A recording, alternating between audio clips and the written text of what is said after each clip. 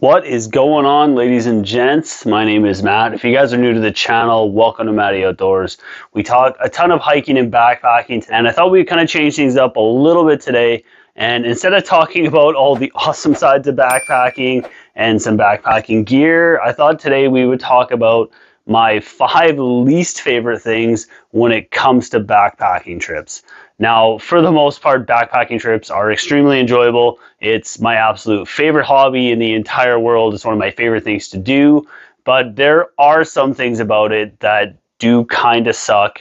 And I don't think enough people talk about some of the almost negatives about backpacking, I guess. I mean, I guess it's not really negatives. It's just things about backpacking trips and situations that tend to come up in backpacking trips that for me kind of suck. And I thought maybe we would open the floodgates and kind of start a little bit of discussion going. So after you guys are done with this video, if there's anything about backpacking trips that suck for you guys, let me know in the comments section. I love hearing from you guys. But with that said, let's talk about the 5 things that I hate the most about backpacking trips. The first thing we're going to talk about today is cold, rainy mornings.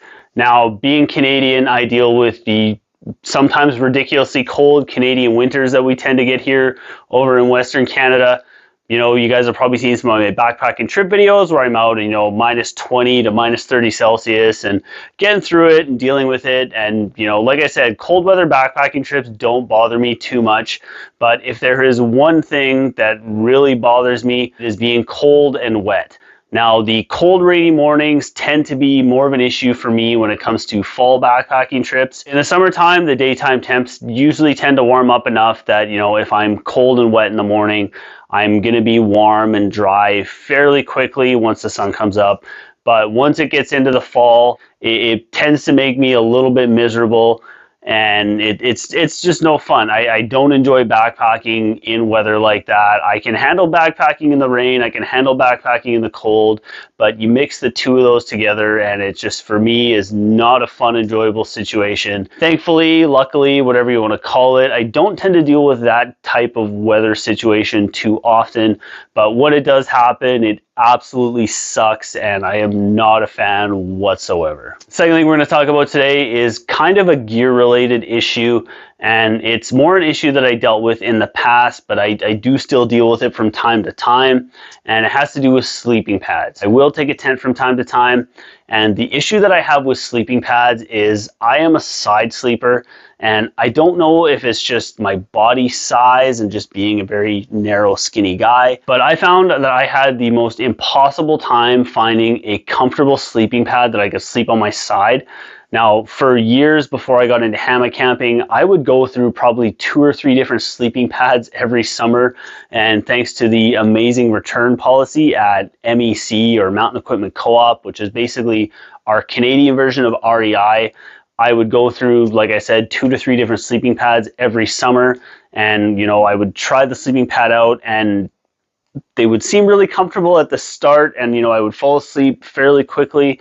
But almost every single sleeping pad I have ever tried, I'm waking up usually after about an hour and a half to 2 hours of sleep, and my arm and shoulder are falling asleep, and my hips are really sore. And it doesn't matter how inflated I have the pad or how deflated I have the pad. I find that I really struggle on sleeping pads on the ground with, my arm and shoulder falling asleep. And that is primarily the reason why I made the switch to hammock camping. I don't get any pressure points in my hips or shoulders sleeping in a hammock. And it's just been game changing to me. But yeah, it's one of my least favorite things is when I have to go to ground and I have to do a backpacking trip where I sleep on the ground because I don't tend to sleep all that great throughout the night. Third thing we're going to talk about today has to do with a cold as well. And no, it's not winter temperatures. A cold condition that I absolutely hate and I absolutely despise, and I hit it on almost every single backpacking trip, is that initial cold shock of stepping into a creek and doing a water crossing.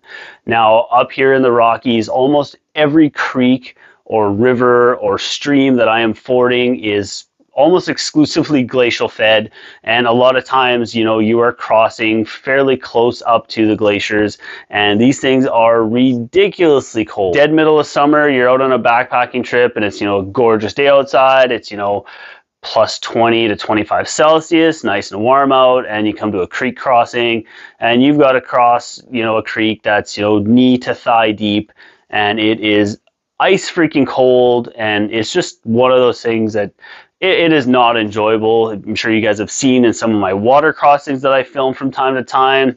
I am cursing like a mofo, and I hate that initial shock of the cold water. It's not an enjoyable feeling. I don't know if you guys have ever crossed an ice cold river or stream before, but yeah, the shock of how cold it actually is might surprise you, and it kind of sucks. Number 4 on our list that we're going to talk about today for things that I absolutely hate about backpacking trips is something that I actually deal with on every single backpacking trip that I go on, and it's those last final moments when you're hiking off trail. And you can see the end of the trail, or you can see the trailhead marker. My anxiety just skyrockets, and I'm not getting anxiety about going home. I'm not getting anxiety about going back into society. The anxiety that hits me when I am on the last final stretches of the trail is walking up to my vehicle and seeing all of my windows smashed out. Knock on wood. I really, really hope that this is something that I never have to deal with, and I wish this is something that nobody ever had to deal with. But I know a handful of people who have dealt with having their vehicles getting broken into at trailheads, and just as soon as I see the end of the trail, that just for whatever reason, it's the first thought that comes into my mind, and my heart starts to race, and I'm just like, I almost go into a bit of a panic, and my anxiety just spikes. If this is something that you guys have ever dealt with, and you've ever had your vehicle smashed into and broken into, I feel for you. I've had my vehicle broken into before, never at the trailhead, but I know sort of, just the absolute crappy feeling that is, and I dread ever having to deal with that, stepping off trail and having a multi-hour drive home with a broken window that I've got to tape up with a garbage bag or whatever I can find to cover up that shattered window, and dealing with broken glass, and just dealing with the gross, disgusting feeling of some stranger being in your vehicle. That's the one that's driven me nuts the most. I used to have a Jeep Wrangler with a soft top, and my Jeep used to get broken into quite regularly. Thankfully, people would usually just zip out the back window, go in, and maybe take a couple of quarters out of my cup holder. But the final time my Jeep got broken into, somebody took a razor blade and cut the back window out right around the zipper perimeter. So that was a bit of a piss off and really kind of irked me. But, like I said, it just kind of gives you that gross, disgusting feeling of just somebody you don't know being inside your vehicle, rooting through your stuff. I really hope that that's something I never have to deal with coming off trail. But it's the first thought that comes into my mind when I am hiking off trail, and I absolutely hate it. I know going forward, this is one that is going to hit me on probably almost every backpacking trip that I go on. And that is missing home, but more specifically, missing my little guy at home. Being a new father, I've only actually gone on one backpacking trip since my son was born. And I found the entire time that I was out on trail, I was constantly thinking about him and constantly missing him. And, the 4 days that I was off on that backpacking trip were enjoyable, and I had a really good time with my friends, but at the same time, I missed my little man, and I didn't get to video chat with him or anything like that. I work out of town, and I work away from home, so I work 1 week, and then I'm home the next week. But when I'm away at work, I get the benefits of being able to video chat with him. Up here in the Rockies, cell service on trail is pretty much non-existent, so I get, my in-reach messages with my fiance back home.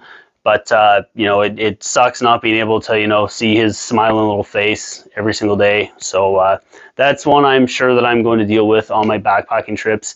And I look forward to future backpacking trips, but I definitely don't look forward to missing my little guy when I'm out there hiking. Now, if you guys are tired of hearing about things that I hate about backpacking trips, and you guys want to go back to the positives and the smiley stuff and stuff that I love about backpacking trips, I'll fire a video right here for you guys on some of my favorite pieces of backpacking gear. So when you guys are done with this video, check that video out if you have not already. And as always, I am Matty. Thank you so dang much for watching, and I'll see you on the next one.